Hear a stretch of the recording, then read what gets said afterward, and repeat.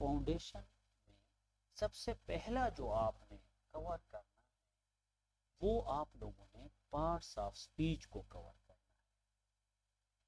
और parts of speech इस तरह नहीं कवर करने जिस तरह आप लोग 9th क्लास में या 10th में या हम एफईसी में पढ़ते हैं, सिर्फ रूल समझ। पार्ट्स ऑफ स्पीच के हर एक पे, नाउन पे, प्रोनाउन पे, एडजेक्टिव, एडवर्ब, प्रीपोजिशन, कंजंक्शन, इसकी प्रैक्टिस करनी है। सबसे ज्यादा मिस्टेक्स आते हैं कंजंक्शंस के, प्रीपोजिशन के, आप लोगों ने समझना है। एंड द सेकंड जो आप लोगों ने काम करना है उसका नाम है, सॉरी, एक बुक लेना है उसका नाम है Raymond Murphy. Raymond Murphy book आप लोगों ने लेनी है और रेमंड मर्फी बुक में बहुत सारे एक्सरसाइजेस है, 1.1, 1.2, 1.3, 142 एक्सरसाइज है। डेली बेस पे 1, 2, 3 एक्सरसाइजेस या 4 एक्सरसाइज किया करें। पार्ट्स ऑफ स्पीच सिर्फ सीखना नहीं है, इसके इनके रूल्स की प्रैक्टिस करनी है। This is step number 1। Step number 2 is आप लोगों ने टेंसेस पे काम करना है।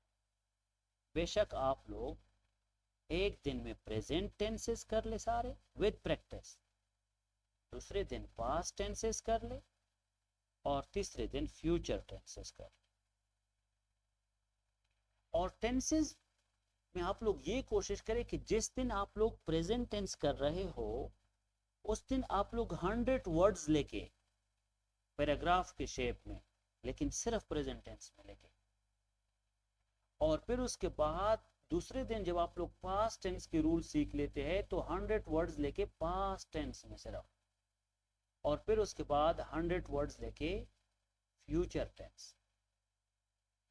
उसके बाद ये प्रैक्टिस साथ साथ हो रहा है, सिर्फ ये नहीं है कि हम चीजें सीख रहे हैं, साथ साथ प्रैक्टिस भी हो रहा है। फिर उसके बाद आ जाता है पार्ट्स ऑफ स्पीच और टेंसेस के बाद आ जाता है आपके, आप लोगों ने टेंसेस के बाद प्रीसी के पेपर के लिए थोड़े नरेशन के रूल्स और थोड़े वॉइसेस देखने हैं ताकि केपीपीएमएस में वो आप लोग का कवर हो और सीएसएस में नरेशन कवर हो टेंसेस के बाद। फिर उसके बाद आपके मॉडल वर्ब्स आ जाते हैं। मॉडल वर्ब्स को भी अच्छे तरीके से इनके एक्सरसाइजेस कवर करने हैं और उनको सीखना है कि होता क्या है। मॉडल वर्ब्स के बाद आप लोगों ने फ्रेजेस को कवर करना है और फ्रेजेस के टाइप्स को भी समझना है, और फ्रेजेस के बाद क्लासेस को समझना है। फ्रेजेस के बाद क्लासेस, डिपेंडेंट एंड डिपेंडेंट, वो क्लासेस आप लोगों ने समझना है। क्लासेस के बाद आप लोगों ने आना है किस चीज पे? सेंटेंसेस पे। लेकिन सेंटेंस से पहले आप लोगों ने सब्जेक्ट, वर्ब, एग्रीमेंट को कवर करना होगा, जिसके तकरीबन 34 रूल्स है। और सब्जेक्ट और एग्रीमेंट के बाद आप लोगों ने कोशिश ये करनी है कि टाइप्स ऑफ सेंटेंसेस को थोड़ा समझना है। और टाइप्स ऑफ सेंटेंसेस के बाद आप लोगों ने क्या लिखना होगा? आप लोगों ने एक चीज सीखनी है जो कि सेंटेंस के लिए जरूरी है, उसको कहते हैं प्रीपोजिशन एक्स्ट्रा। और प्रीपोजिशन के बाद आप लोगों ने सीखना है पंक्चुएशन, जो कि सेंटेंसेस के लिए जरूरी होता है। और थोड़ा कंजंक्शन पे काम करो ताकि वो आपके सेंटेंसेस में यूज हो। ऊपर तो वैसे भी पार्ट्स ऑफ स्पीच में आपने किया होगा। सब्जेक्ट और agreement, types of sentences, preposition, punctuation, conjunction, इन सारों के बाद आपने आना है सेंटेंस स्ट्रक्चर को समझना।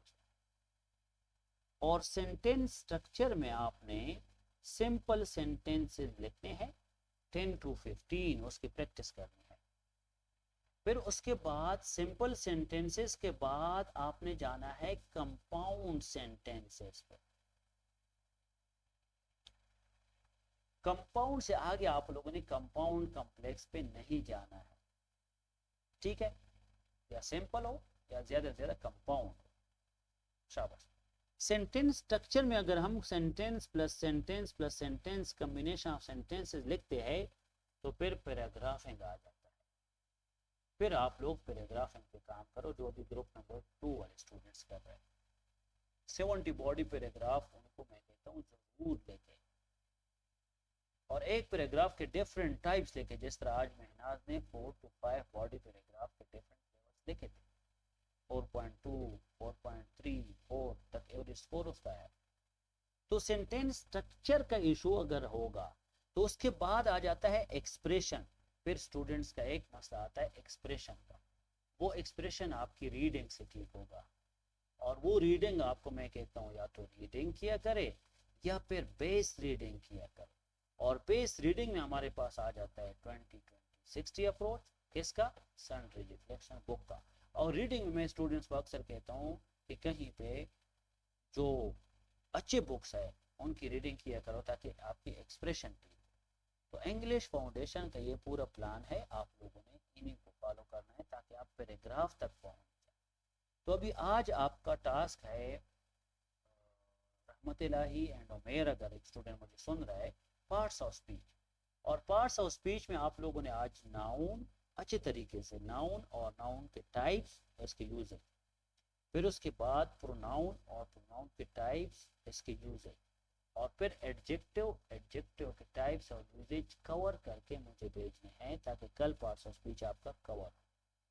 मैंने आप लोगों को पूरा मैप भी दिया, और ये मैप आप लोगों ने कम से कम, इस पे आप लोगों ने टाइम लगाना है 25 to 30 days, followed by 25 to 30 days of sundry reflection book।